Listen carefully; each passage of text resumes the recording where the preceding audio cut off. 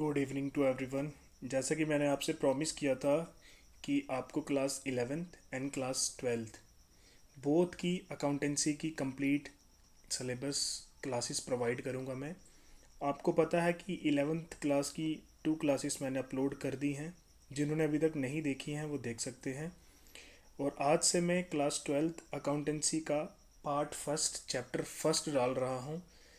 जो भी बच्चे अभी 11th पास आउट हो चुके हैं और 12th में उनका एडमिशन हो चुका है, उनके लिए ये क्लासेस बहुत ही इंपॉर्टेंट रहने वाली हैं। इंपॉर्टेंट क्यों है मैं उसका आपको एक जिस्ट बता देता हूँ।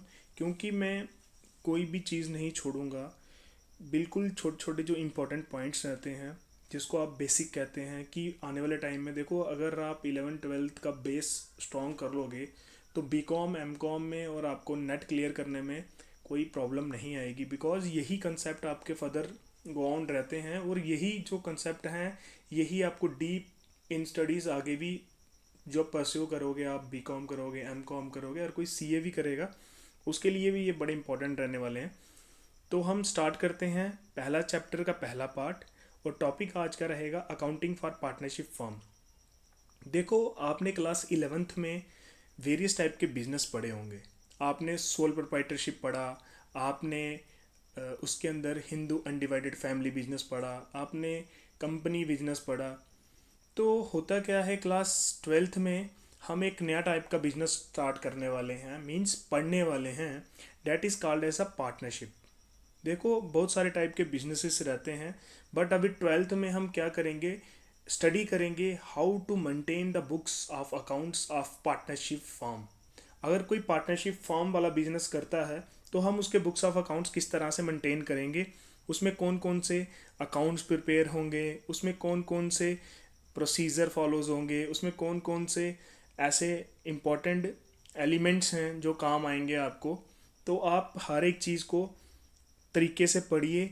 और अगर आपके पास नोटबुक है तो प्लीज़ साथ साथ में मैं बहुत इंपॉर्टेंट पॉइंट भी लिखाता जाऊंगा, वो आपको नोट डाउन भी करने हैं। क्योंकि अगर आप सिर्फ वीडियो को देख लोगे ना तो उससे क्या होता है कि थोड़ी देर के बाद आप वीडियो जब कंप्लीट हो जाएगी उसके बाद बंद कर दोगे तो उसके बाद आपके जो कंसेप्ट हैं मेन वाले वो रह जाते हैं। तो प्लीज़ मेरी एक आपसे रिक्वेस्ट रहेगी कि एक छोटी सी नोटबुक लगा लीजिए जिसमें आपको इंपॉर्टेंट पॉइंट नोट डाउन करने हैं। तो मैं अभी स्टार्ट करवा रहा हूँ आपको पार्टनरशिप फर्म। आपको पार्टनरशिप फर्म से पार्टनर वर्ड आ रहा है, आपके सबके दिमाग में एक पार्टनर वर्ड आ रहा है कि मेरी क्लास में मेरा पार्टनर होता है। वो कभी किसी को याद आ रहा होगा, बिजनेस में भी पार्टनर्स होते हैं। मेरे पापा थे ना, पापा के साथ दूसरा जो अंकल थे वो मेरे पार्टनर थे उनके, और वो बिजनेस कर रहे थे रन। उसी प्रकार का मैं आपको भी थोड़ा सा बेसिक से ना एडवांस तक तभी पहुंचाना होता है जब आपको बेसिक क्लियर हो जाए। तो जब भी कोई बिजनेस इस्टेब्लिश होता है वो ऐसे नहीं हो जाता। उसकी पर्टिकुलर कोई एक एक्ट पास किया जाता है। वो एक्ट कैसे बनता है वो बड़ी पॉलिटी की बात आ जाएगी, वो मैं इधर नहीं करूँगा। बिकॉज अगर कोई भी बिल पास होना होता है वो लोकसभा में जाता है, फिर राज्यसभा में जाता है, देन उसको प्रेसिडेंट का असेंट मिलता है, देन वो एक्ट बन जाता है। पहले वो बिल होता है फिर वो एक्ट बन जाता है। उसी प्रकार पार्टनरशिप अपने से नहीं बनाई जा रही है। इसके रूल्स एंड रेगुलेशन जो हैं वो अंडर पार्टनरशिप एक्ट 1932 के अंडर लिखे हुए हैं, हम उसको फॉलो करते हैं। ये हमने अपने से नहीं बनाए हुए हैं। सबसे इंपॉर्टेंट चीज़ जो है कि ये अपने से फ्रेमेशन नहीं होती है। इसको कंप्लीट डिस्कशन के बाद इसके डोंट्स डूस दोनों देखे जाते हैं और उसके बाद एनालाइज किया जाता है कि इस प्रकार का बिजनेस हमारे लाइफ के लिए और लोगों के लिए बेनिफिशियल रहेगा कि नहीं रहेगा। उसके बाद ये हमारे एग्जिस्टेंस में आता है। तो चलो जानते हैं, आगे स्टार्ट करते हैं कि ये पार्टनरशिप है क्या। फर्स्ट ऑफ ऑल बोलता है कि partnership is the relation between the person who have agree to share the profit of the business. बोलता है कि पार्टनरशिप क्या है, कि रिलेशन है। रिलेशन क्या, संबंध है एक, जिसमें पार्टनर जो पर्सन्स होते हैं वो एग्री हो जाते हैं, आपस में समझौता करते हैं कि हम जो बिजनेस का प्रॉफिट होगा उसको आपस में शेयर कर लेंगे। ठीक है। और शेयर करने से पहले क्या होता है, फॉर एग्जांपल मैं आपको एक चीज़ बताता हूँ। जैसे हमारे पास एक इंसान है, एक मिस्टर ए है प्लस ये मिस्टर बी है। ये दो पर्सन हैं और ये दोनों अनएम्प्लॉयड हैं। तो ये क्या करते हैं, बोलते हैं कि यार मिस्टर ए बी को बोलता है कि यार हम दोनों फ्री बैठे हुए हैं तो हम क्या करते हैं यार, कोई बिजनेस स्टार्ट करते हैं। तो वो बोलता है कि कौन सा बिजनेस स्टार्ट करेंगे। तो बोलता है कि चल यार हम क्या करते हैं, एक कुलचा हट ओपन कर लेते हैं फॉर एग्जांपल। तो ये दोनों क्या करेंगे, दोनों आपस में एग्री हो जाएंगे, बोलेंगे हाँ ठीक है, हम दोनों एग्री हो जाते हैं और जो प्रॉफिट होगा वो हम दोनों शेयर कर लिया करेंगे, और तू भी कुछ पैसा लगा और मैं भी कुछ पैसा लगाता हूँ, दोनों बिजनेस करते हैं। तो और इसमें एक चीज़ और, जो डेफिनेशन के आगे लिखा हुआ, carry on by all or any one of them acting for all. इसका मतलब पता क्या होता है कि जो पार्टनरशिप फर्म है वो सबके द्वारा भी चलाई जा सकती है। अब सबके द्वारा क्या मतलब हुआ, कंफ्यूजन आ चुकी होगी। जैसे मेरे पास 10 पार्टनर्स हैं, फॉर एग्जांपल 10 पार्टनर्स हैं, तो 10 में से अगर 7 बंदे कहते हैं कि हम काम करेंगे मिलके, 3 बंदे बोलते हैं कि मैं बिजनेस में पैसा इन्वेस्ट करूंगा, ठीक है, बिजनेस के और भी कोई इश्यूज आएंगे तो उसको मैं हेल्प आउट करूंगा, बट मैं बिजनेस के अंदर एक्टिवली पार्टिसिपेट नहीं कर सकता क्योंकि मैं कुछ और काम में भी इन्वॉल्व हूँ। तो हमें पार्टनरशिप एक्ट 1932 बोलता है कि ठीक है, अगर वो बंदे बिजनेस में नहीं एक्टिवली पार्टिसिपेट करना चाहते तो well and good, no issue, वो अपना पैसा लगाएं, और जब उनको as per the partnership act जो उनके बीच में एग्रीड हुआ होगा प्रॉफिट रेशो, वो उनको डिवाइड करके मिल जाएगी। तो चलो, जो 7 बंदे रहे हैं वही बिजनेस को कैरी ऑन करेंगे, ये नहीं करेंगे। इस डेफिनेशन का ये मतलब है। अभी ये दोनों समझौता करते हैं आपस में कि mister A and mister B, कि हम बिजनेस को कैरी ऑन करेंगे और आने वाले टाइम में जो पैसा हमारे पास आएगा उसको हम बांटेंगे, अपना और एक्सप्लोरेशन करेंगे, जो भी करेंगे उनके आपस में वो जो भी बात हुई होगी, डैट इज़ अनदर थिंग। अभी आपको इतना समझ आ गया होगी पार्टनरशिप चीज़ क्या होती है, ठीक है। पार्टनरशिप का मतलब यही होता है। सो नेक्स्ट, वो डेफिनेशन अभी क्लियर हो चुकी होगी। पार्टनरशिप एक्ट 1932 सेक्शन 4 डिस्क्राइब करता है इस डेफिनेशन को। ये आपको सबको अच्छे से समझ आ चुकी होगी। अगर किसी बच्चे को अभी भी समझ नहीं आई, जो भी पढ़ रहा है, तो वो कमेंट बॉक्स में कमेंट कर देना। मैं जब इसका नेक्स्ट पार्ट बनाऊंगा, जो आपकी क्वेरीज होंगी, मैं आपको उधर पूरी तरीके से क्लियर कर दूंगा। सो नेक्स्ट, अभी कुछ टर्म्स आ रही है हमारे पास, वो टर्म पढ़ना बहुत ज़रूरी है हमें। पहली टर्म हमारे पास आ रही है पार्टनर्स की। पार्टनर्स क्या होते हैं? पार्टनर्स होते हैं जो भी पर्सन्स एंटर करते हैं पार्टनरशिप में, एक दूसरे के साथ इंडिविजुअली म्यूचुअली एग्री हो जाते हैं और बिजनेस करने के लिए स्टार्ट, मतलब कि वो एग्री हो जाते हैं कि हाँ हम मिलकर बिजनेस करेंगे, तो हम उन सबको क्या बोलेंगे? पार्टनर्स, ठीक है। और उन सबको कलेक्टिवली एक वर्ड यूज होगा, उसको बोलेंगे कलेक्टिवली फर्म। जो वो सारे पार्टनर्स होंगे ना, 1 2 3 4 जितने भी होंगे, उन सबको कलेक्टिवली वर्ड यूज किया जाएगा, that is called as a firm. और जिस नाम पे वो फर्म रजिस्टर होगी उसको बोलेंगे फर्म नेम। फॉर एग्जांपल 10 के 10 पार्टनर्स हैं, वो बिजनेस कर रहे हैं, तो बिजनेस का हमने नाम रखा है मैसेस रामलाल एंड सन्स। ये हो गया फर्म का नाम। आई थिंक आपको क्लियर हो चुके हैं तीनों की तीनों वर्ड्स। उसके बाद जो आपको चीज क्लियर नहीं होगी, that is the nature of partnership. आपने बहुत सारी वीडियोस देखी होंगी, बट आपको ये वाला पॉइंट क्लियर नहीं होगा। बट मैं आज को आपको क्लियर करता हूं कि from the partnership from the legal point of view is not a separate legal entity from its partner. इसका मतलब पता क्या होता है? सेपरेट लीगल एंटिटी का मतलब होता है ये ऑर्गेनाइजेशन है और ये इसके पार्टनर हैं, ये दोनों सेपरेट हैं। सेपरेट का मतलब पता क्या होता है? सेपरेट का मतलब होता है कि जो फर्म के पास है उतना ही आपको करना है, उससे ज़्यादा अपना एफर्ट नहीं करना। वो क्या है फर्म के पास? एग्जाम्पल, फर्म पूरी तरह से ख़त्म हो जाती है, मीन्स बंद हो जाती है, बाइंड अप हो जाती है, और फर्म के ऊपर लाइबिलिटी आती है 15 करोड़ की, 15 करोड़, और फर्म के पास अपना पैसा रहता है 6 करोड़। अब ये 6 करोड़ कहाँ से आएगा? वो इनकी पर्सनल प्रॉपर्टी से आएगा। इसको ही कहते हैं कि इनकी separate legal entity from the legal point of view नहीं है, ठीक है।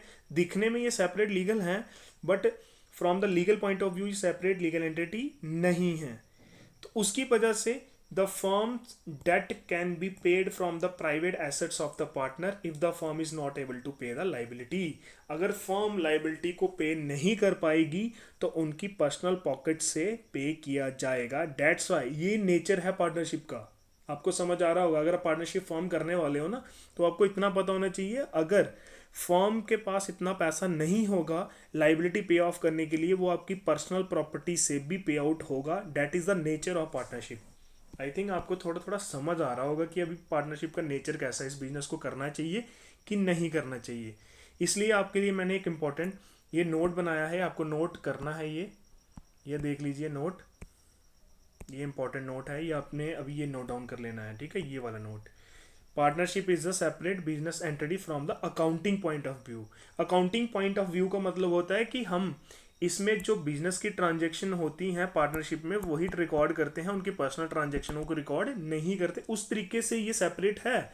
But legal point of view जिससे हमें फायदा होता है, उसके पॉइंट ऑफ व्यू से ये सेपरेट नहीं है, ठीक है। आई थिंक आपको बहुत अच्छे से क्लियर हो गया होगा। नेक्स्ट हमारा टॉपिक आ रहा है, that is essential feature of partnership. कौन कौन से इतने इंपॉर्टेंट फीचर्स हैं जो वर्कआउट करते हैं पार्टनरशिप फॉर्म में।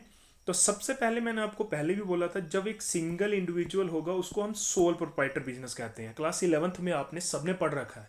बट इसमें एक से ज़्यादा बंदे होंगे तभी हम इसको कह सकेंगे पार्टनरशिप फॉर्म। तो अभी कम से कम कितने होने चाहिए, आपको सबको पता होना चाहिए 2। और अभी ये क्वेश्चन आएगा सर मैक्स कितने होने चाहिए। अभी मैक्स में बहुत सारी कंफ्यूजन है आपको। मैक्स में मोर देन 50 पार्टनर नहीं हो सकते।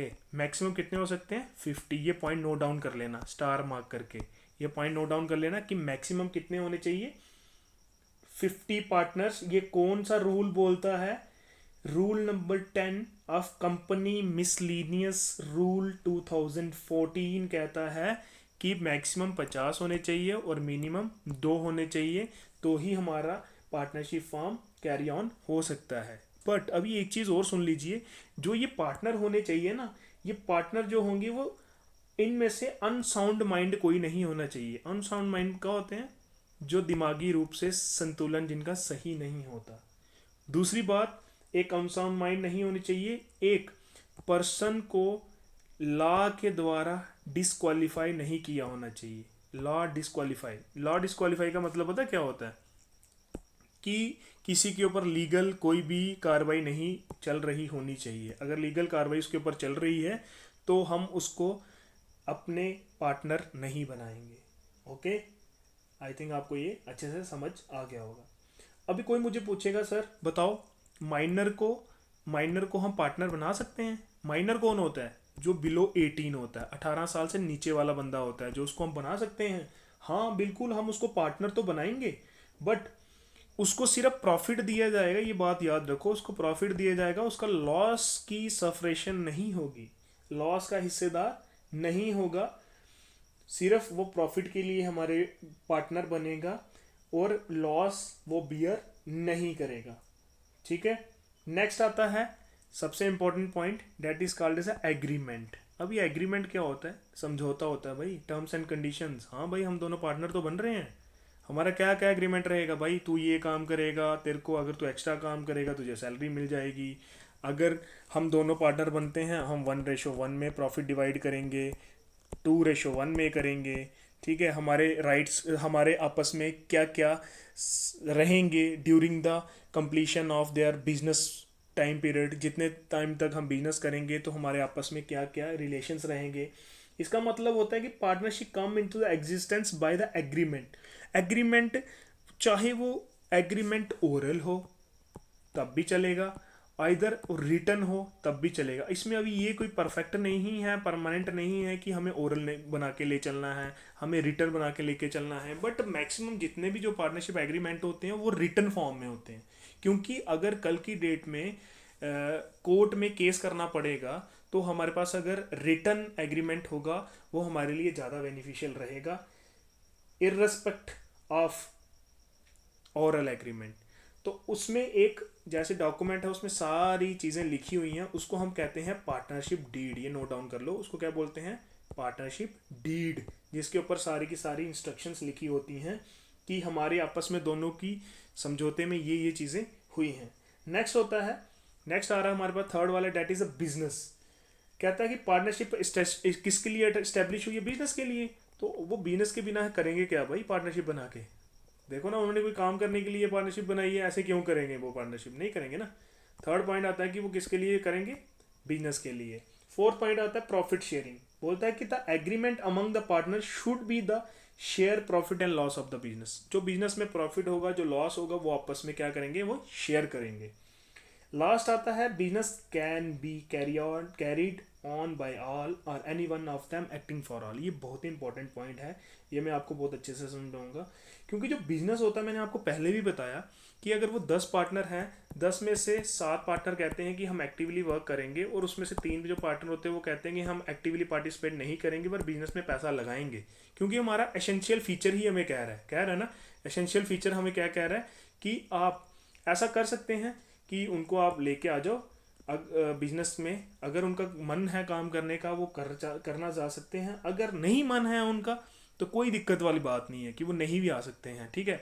वो रहें अपना बिजनेस में, बिजनेस का पार्ट बन के रहें, बिजनेस में पैसा लगाएं, और अब उनको जब जैसे एग्रीड रेशो होगी उस तरीके से उनको पैसा भी दे दिया जाएगा, जितना जितना हमारे पास एग्रीड रेशो में होगा।